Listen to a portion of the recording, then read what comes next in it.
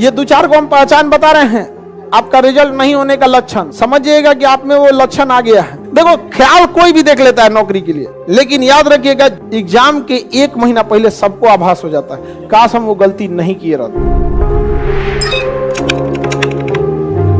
ये लड़के अपने हिसाब से सोचते हैं, पूरा दिन बिताने के बाद लड़का 9 बजे कहता है कि अब पढ़ने बैठेंगे। अरे छोटा कहीं का, अब बचा कितना खाना वाना बना के, उसके बाद कहेगा तनी खाना बना के पढ़ेंगे। ये दो चार को हम पहचान बता रहे हैं, आपका रिजल्ट नहीं होने का लक्षण। सोचेंगे सुबेरे 10 बजे पढ़ने के लिए, कैसे 3 बज जाएगा पता नहीं चलेगा। समझिएगा कि आप में वो लक्षण आ गया है, अब आपको क्वारंटीन करने की जरूरत है। अब आप में सिम्टम्स दिख गए हैं। शाम 4 बजे से पहले डाटा खत्म, सिम्टम आ गया। 5 बजते बजते दिमाग अजीब होने लगता है, आज पूरा दिन खराब हो गया, क्या करें, कुछ किए नहीं, सिम्टम आ गया है। किसी के फोन का इंतजार है, सिम्टम आ गया है। समझ में आ गया कि नहीं आ गया? जग जाते हैं, आंख खुल जाती है सुबह 6 बजे, अब बिस्तर से निकलते हैं 8 बजे, सिम्टम आ गया। वही में टुकुर टुकुर देखेगा, कब तकिया इन्ने मोड़ेगा कब उन्ने मोड़ेगा। पढ़ने बैठते हैं, आधा घंटा बाद तकिया 3 बार मोड़ के किताब लगाते हैं, 4 बार मोड़ के देखते हैं, सिम्टम आ गया। ये लक्षण है कि नहीं आप में? अरे बाप रे बाप, जिसमें ये लक्षण है कहानी खत्म। देखो ख्याल कोई भी देख लेता है नौकरी के लिए, लेकिन याद रखिएगा एग्जाम के एक महीना पहले सबको आभास हो जाता है काश हम वो गलती नहीं किए रहते। सबको आभास होता है। हम लोग जब हमको अपने लाइफ में सबसे भयानक आभास हुआ था इंटर में। इंटर फर्स्ट ईयर में इतना जान लगा के पढ़ाई किए थे ना कि हमको लगता था न्यूटन डर गया था सब, आइंस्टीन न्यूटन डर गया था सब। इंटर फर्स्ट ईयर में इंटर फर्स्ट ईयर में और 11th में बहुत दम लगा के पढ़ाई। हम लोग के समय इंटर फर्स्ट ईयर का एग्जाम नहीं होता था, दोनों का एग्जाम एक ही बार में होता था। अभी तो 12th में 11th का कहां पूछता है, 12th के एग्जाम में 11th का नहीं पूछता है, और 11th का एग्जाम से मतलब ही नहीं है, तो तुम्हारा तो 11th गायब कर दिया। और भी ऑब्जेक्टिव हम लोग के समय, लेकिन जैसे 12th में ओवर कॉन्फिडेंस हो गए लोग। अरे सोच जाते ना 11th में गर्दा उड़ा के पढ़े हैं लोग, लास्ट में ओवर कॉन्फिडेंस हो गया आदमी। और ये ओवर कॉन्फिडेंस ना एग्जाम के टाइम पे एकदम दहला दिया था। एक महीना पहले ना आदमी इतना मतलब अपने आप को देख के कोस रहे थे लोग, लेकिन कोसले कोई फायदा होता है नहीं। हम कहे जो ने पढ़ लिए तो ने समेट लेते हैं। फिर 1 महीना कोशिश की आदमी, समेटने की कोशिश किया। वरना हम लोग टारगेट लिए थे इंटर में, स्टेट बोर्ड में आपका मतलब हम लोग सोचे थे 80-85% के आसपास लाना है, 75 पे अटक गया। स्टेट बोर्ड में हम लोग के समय ले आना बहुत मुश्किल होता था। अभी क्या है ना, ऑब्जेक्टिव आ गया है, टीचर्स पे दबाव है कि बच्चों को फेल मत कीजिए। जिसे हम लोग के समय लगता था कि निर्देश है कि जितना फेल करिए, ऐसे मोहल्ला फेल होता था। कहो तो ये मोहल्ला से 2 पासे है।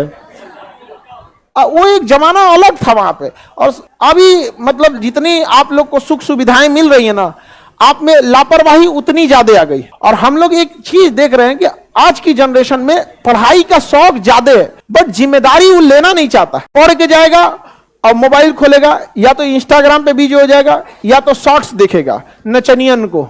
अजब हाल है, अजब नचनिया को देख के क्या करिएगा आप लोग? वो आपके काम लायक चीज है। हम क्या कहते हैं आप लोग ध्यान से समझिए। आपको अगर YouTube देखना है या इंटरटेनमेंट देखना है ना, तो आप फिक्स बना लो बाबू कि 2 घंटा आपको YouTube Facebook ही चलाना है। और इस 2 घंटा में ना आप वो चीज देखो जो आपकी नॉलेज बढ़ाती है।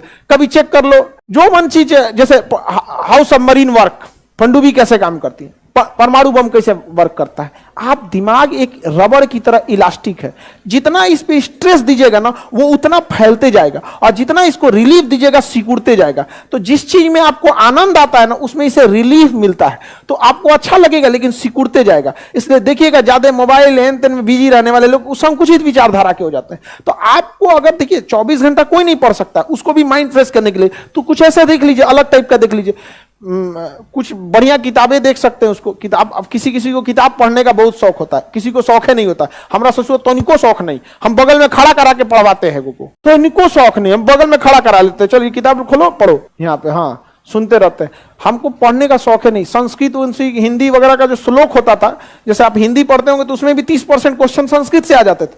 हमको पढ़ने नहीं जाता था, याद करने के बाद तो बगल में खड़ा करा के किसी को कहते थे तुम पढ़ो, तो वो पढ़ता था। न्यूज पेपर हमरा पढ़ ले तो बहुत दिन हो गया, वही किसी से कहते तुम ही पढ़ भैया यहाँ पे। लेकिन अगर आपको शौक है तो पढ़ा कीजिए यहाँ पे। तो अगर आप मोबाइल भी देख रहे हैं तो आप वही सब चीज देखिए जो नॉलेज देता हो। जरूरी नहीं कि आपका कोर्स का ही हो। जैसे पढ़ने से मन उग गया तो कुछ देख लिए, हिमालय का निर्माण कैसे हुआ, देख ली यहाँ पे, जिसमें आपका क्या इंटरेस्ट है, हवाई जहाज किस स्ट्रक्चर पे बनती है, देख लो उसमें कहा क्या चीज है। धीरे धीरे धीरे धीरे वर्सटाइल हो जाइएगा। मिसाइल कैसे काम करता है, ये कैसे काम करता है।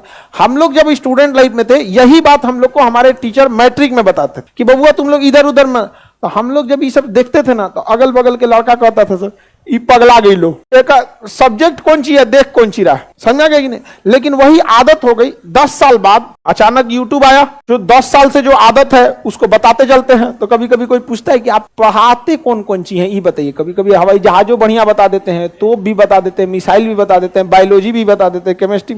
रीजन